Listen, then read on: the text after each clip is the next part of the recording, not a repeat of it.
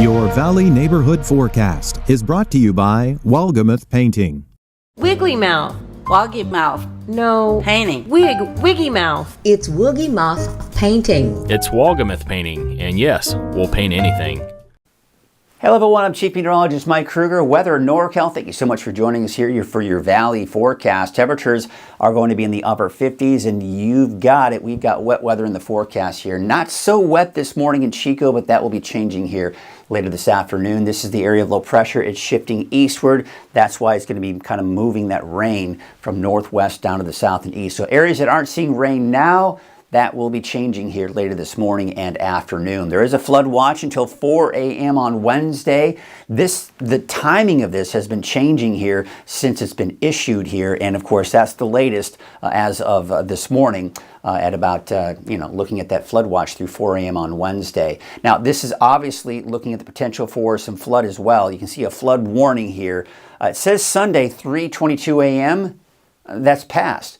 Essentially, once it reaches that stage, it's basically until further notice. We've been seeing that flooding here at the Hama Bridge here. There you can see it's kind of in that moderate phase here.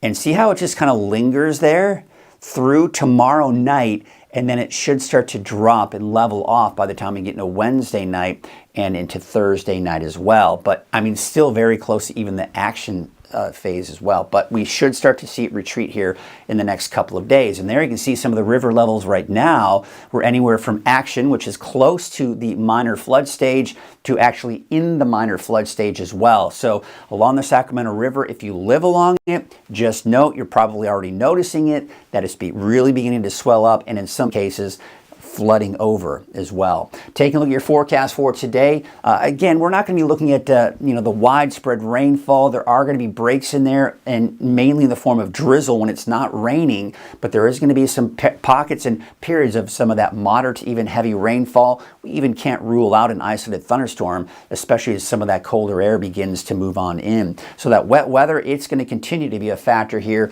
as you can see here through we're going to take you all the way through Wednesday, 5 p.m. I mean, you're talking upwards of 1.5 inches to even close to 4 inches in some spots here. So still a lot of rain in the forecast. And of course, eventually that should start to taper off. Winds will be gusty out there, especially for today. The advisory is through 4 p.m. Tuesday, but look at the winds here for today. I'm going to take you into the afternoon. We're still seeing those gusts, possibly 30, close to 40 miles per hour.